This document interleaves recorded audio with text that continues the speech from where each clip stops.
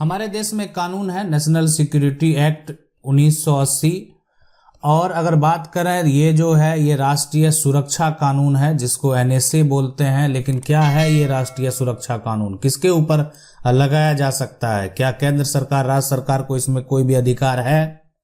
राष्ट्रीय सुरक्षा कानून जो एनएसए के तहत जो है कब हिरासत में लिया जा सकता है? देखें, ऐसा नहीं, व्यक्ति को तो गिरफ्तार किया जाता है, लेकिन जो राष्ट्रीय सुरक्षा कानून है उसके तहत जो है कब गिरफ्तार किया जाता है, कब हिरासत में लिया जाता है। और संविधान के अनुसार गिरफ्तार व्यक्ति का क्या है अधिकार, जो है ना, जो गिरफ्तार व्यक्ति है उसका क्या है अधिकार। तो चलिए इसको समझते हैं कि जो एनएसए है, राष्ट्रीय सुरक्षा कानून है, क्या है कानून, किसके ऊपर लगाया जाता है ये कानून।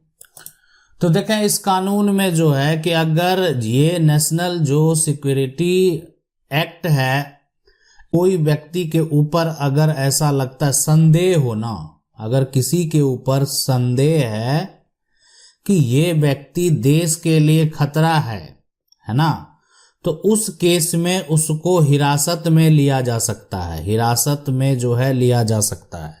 मतलब ये जो है शंका के आधार पे या भविष्य में किए जाने वाले अगर कोई अपराध का शंका है तो उस आधार पे भी हिरासत में लिया जा सकता है। लेकिन सवाल उठता है कि यहाँ पर जो व्यक्ति है उसको अगर हिरासत में लिया गया तो क्या केंद्र सरकार और राज्य सरकार को ये अधिकार है, पावर दिया गया? तो बिल्कुल। देखें, जो केंद्र सरकार है, राज्य सरकार को भी जो है एक निम्न आधार पर किसी व्यक्ति को हिरासत में लेने का अधिकार देता है कि जो राज्य के लिए खतरा है, केंद्र के लिए खतरा है, देश के लिए जो है खतरा उत्पन्न कर सकता है, समस्या उत्पन्न कर सकता है। तो देश की सुरक्षा के लिए जो है ये कानून है। और अगर कोई भी देश की सुरक्षा के लिए अगर मान लेते हैं देश की सुरक्षा में कोई भी बाधा उत्पन्न करता है तो उसको संदेह के आधार पर जो है हिरासत में लिया जा सकता है। तो ये तो कानून है। अब इसमें जो है अगर कोई आम व्यक्ति, कोई आम आदमी जो कि मान लेते हैं उसका व्यक्ति का गुनाह वैसा नहीं है, फिर भी अगर उसको जो एनएसए के तहत जो है गिरफ्तार कर लिया जाए तो देखें, ये तो मामला जब कोर्ट में जाता है तब फैसला जो है होता है कि आखिर जो व्यक्ति को गिरफ्तार किया गया वो सही तरीके से किया गया है, नहीं किया गया। लेकिन यहाँ पर जो व्यक्ति को गिरफ्तार किया जाता है उसके बहुत सारे अधिकार बदल जाते हैं। अब आप कहेंगे कि क्या क्या ऐसा गुनाह हो सकता है जिसमें आपको जो है एनएसए के तहत गिरफ्तार किया जा सकता है। तो गुनाह ये हो सकता है कि आपका जो एक तरह से आप पर जो आरोप लगाए जा सकते हैं, अगर आप पर ऐसा आरोप लगता है कि आप राष्ट्रीय जो सुरक्षा है ना, आप राष्ट्रीय सुरक्षा के लिए खतरा उत्पन्न कर सकते हैं, तो ये इसमें आप पर जो है एनएसए के तहत आपको गिरफ्तार किया जा सकता है। दूसरा, अगर कोई भी जो अगर एक तरह से सरकारी सेवा है, अगर उसकी आपूर्ति में जो है आप बाधा उत्पन्न करते हैं तो उसमें भी आपको जो है एनएसए के तहत गिरफ्तार किया जा सकता है।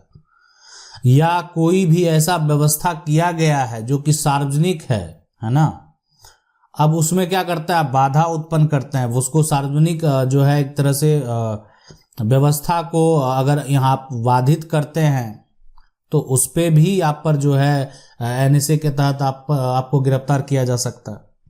यानी अब एनएसए के तहत अगर किसी भी व्यक्ति को गिरफ्तार किया जाता है तो आप समझ सकते हैं कि उसको 12 माह तक उसको हिरासत में जो है रखा जा सकता है।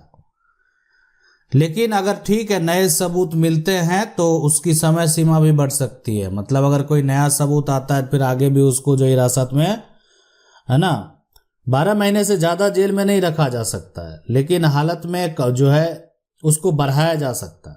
अगर मान लेते गिरफ्तार किया गया, 3 महीने तक उसको रखा गया है ना, 3 माह तक रखा गया, उसके बाद जो है जरूरत पड़ने पर फिर उसको 3 माह जो है बढ़ा दिया गया। तो इस तरीके से जो हिरासत है उसका बढ़ाया जाता है। और लेकिन जो है किसी भी हालत में 12 महीने से जो अधिक तभी रखा जा सकता है जबकि कोई भी ठोस सबूत मिले। ठीक है, कोई भी ठोस सबूत मिलेगा तभी उसके आगे जो है उसको रखा जा सकता है। अब देखें, हिरासत में लेने का क्या कानून है कि कोई भी व्यक्ति को जब गिरफ्तार किया जाता है तो उसमें क्या होता है कि यहां पर कोई भी व्यक्ति, आपको गिरफ्तार किया जा रहा है तो आपको एक अधिकार है, सीआरपीसी में एक आपको अधिकार दिया गया है, जो उसका सेक्शन 50 है। सेक्शन 50 आपको एक राइट देता है कि आप अपना कारण जान सकते हैं कि आपको क्यों गिरफ्तार किया गया, है ना। कारण जो है आप यहां पर जान सकते हैं कि क्यों गिरफ्तार किया गया, तो ये अधिकार देता है। लेकिन एनएसए के तहत अगर आपको गिरफ्तार किया गया है तो ये अधिकार अब आपको नहीं है ना। यानी आपको बिना कारण बताए गिरफ्तार किया जा सकता है, मतलब आपको यह अधिकार नहीं दिया गया कि आप कारण जान सकें। यानी ये देखें कि एनएसए के तहत गिरफ्तार अगर आप होते हैं, इस प्रकार का अगर आपके ऊपर आरोप लगाए जाते हैं तो आपको क्या समस्या उत्पन्न हो सकता है। ठीक है, अब जो संविधान है वो भी अधिकार देता है। तो संविधान का जो अधिकार है वो क्या है, संविधान में अगर कोई भी व्यक्ति को गिरफ्तार किया गया तो उसको एक अधिकार दिया गया है, और वो अधिकार जो है मेंशन है आर्टिकल 1 में। ठीक है, आर्टिकल जो है यानी 22(1) में ये मेंशन किया गया है कि अगर कोई भी व्यक्ति को गिरफ्तार किया जाता है ना, तो उस व्यक्ति को वकील से परामर्श करने का अधिकार है। वकील से तो बात करेगा ना, क्यों गिरफ्तार किया गया, मेरे ऊपर क्या आरोप लगा है, आप जानिए, जांच पड़ताल कीजिए, और मेरे ऊपर अगर आरोप लगा है तो मेरे बेल के लिए जो है आपके आगे याचिका दायर कीजिए। तो ये परामर्श तो वो व्यक्ति ले सकता है, तो वो उसको एक अधिकार प्राप्त है। यानी आप आम लोगों को ये अधिकार प्राप्त है कि आर्टिकल जो 22(1) है उसमें आप जो है, आपको अगर गिरफ्तार किया जाता है तो आप अपने वकील से मिल सकते हैं। ठीक है, लेकिन अगर एनएसए के तहत जो है आपको गिरफ्तार किया गया तो ये अधिकार जो है अधिकार नहीं है। कौन सा अधिकार नहीं है, तो आप वकील से नहीं मिल सकता। ठीक है, तो ये जो आप देख रहे हैं ना, ये सबसे बड़ा, अगर एनएसए के तहत गिरफ्तारी हुई तो ये आपको अधिकार जो है आपका खत्म हो जाएगा। तो संविधान के अनुसार जो व्यक्ति को अधिकार है, ऐसा नहीं कि अधिकार नहीं है कि वो अपने वकील से मिल सकता है, बात कर सकता है, आगे का प्रक्रिया कर सकता है। लेकिन अगर आपको एनएसए के तहत जो है गिरफ्तार किया गया तो आपका यह अधिकार जो है, यह अधिकार खत्म हो जाएगा। सीआरपीसी का जो सेक्शन है वो सेक्शन 56 एंड जो है सेक्शन 76 जो है, यानी धारा जो 56 है और 76 है, उसमें एक अधिकार उसमें भी प्राप्त है कि इसलिए कि अगर मान लेते हैं कि आपको गिरफ्तार किया गया, गिरफ्तार करने के बाद क्या होता है, कोई भी व्यक्ति को अगर गिरफ्तार किया जाएगा तो उसको मजिस्ट्रेट के सामने पेश किया जाएगा। अगर कोई भी व्यक्ति की गिरफ्तारी होती है तो उसको क्या किया जाएगा, उसके बाद उसको 24 घंटे के भीतर जो है मजिस्ट्रेट के सामने पेश करना होगा, इसलिए ये नियम है ना। अब है कि अगर उसको एनएसए के तहत अगर गिरफ्तार कर लिया जाएगा तो फिर आप यानी उसको जो है पेश करने का 24 घंटे के अंदर जो है पेश करने का वहां पर अधिकार जो है वो खत्म हो जाता है। यानी आप समझ सकते हैं कि एनएसए के तहत अगर गिरफ्तार किया गया तो ये अधिकार खत्म हो गया। अब तो ना 24 घंटे के, अगर वहां पर 24 घंटे के अंदर उसको मजिस्ट्रेट के सामने पेश करेंगे, अगर उस व्यक्ति के ऊपर मान लेते हैं कि आरोप जो है वो साबित नहीं होता है, तब तो उसको एक तरह से बाहर कर दिया जाएगा। उसको अगर उसके खिलाफ किसी प्रकार का कोई सबूत नहीं है, और यहाँ तो एनएसए के तहत बिना कारण के आपको गिरफ्तार किया जा सकता है। लेकिन वहां पर क्या होगा कि वहां पर तो जो है कारण बताना होगा, नहीं तो हो सकता है कि उसको बरी कर दिया जाए। ठीक है, अगर जो है गलत तरीके से किसी को अरेस्ट कर लिया गया किसी कारण बस, तो उसको जो है छोड़ा भी जा सकता है। लेकिन अब आगे का प्रक्रिया जो कानूनी प्रक्रिया होगा, किसी के ऊपर आरोप लगा देना है ना, और उसके बाद जो है आरोप को साबित करना, तो साबित करने के लिए सबूत की जरूरत होती है, सबूत पेश करने होते हैं।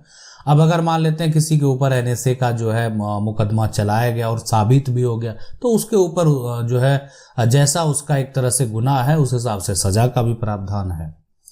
लेकिन जो है अगर किसी प्रकार का कोई सबूत नहीं मिलता है तो फिर जो है आसानी से उसको जो है, जब एक तरह से सुप्रीम कोर्ट में सुनवाई होगी तो जो है और जरूर वो निकलेंगे अगर किसी के ऊपर किसी प्रकार का कोई भी आरोप जो है या जो भी आरोप लगाए गए हैं वो गलत तरीके से लगाए गए हैं। ये भी हो सकता है कि मान लेते हैं किसी व्यक्ति के ऊपर जो है आरोप है, अब जो ये एजेंसी है, अगर ये जो एनएसए जो चलाने वाली एजेंसी है वो राष्ट्रीय सुरक्षा एजेंसी है, तो अब ये सुरक्षा एजेंसी के द्वारा अगर ऐसा किया गया है तो वो आगे की बात है। देखिए कानूनी प्रक्रिया है ना। कोई अगर गलत करता है तो वहां पर राष्ट्रीय सुरक्षा एजेंसी के ऊपर भी सवाल उठाए जा सकते हैं सुप्रीम कोर्ट के द्वारा। तो ये डिपेंड करता है कि किस प्रकार का मामला है, क्या मामला है, किस प्रकार का आरोप है, किसके ऊपर आरोप लगाए गए, क्यों लगाए गए। तो बहुत तरह के कारण हैं। आशा करते हैं आप इसको अच्छे से समझ गए होंगे। वीडियो अच्छा लगा वीडियो को लाइक जरूर कर दें। चैनल को पहली बार देख रहे सब्सक्राइब करके जो बेल आइकन है उसको जरूर दबा लें। मिलते हैं अगले वीडियो में, तब तक के लिए जय हिंद।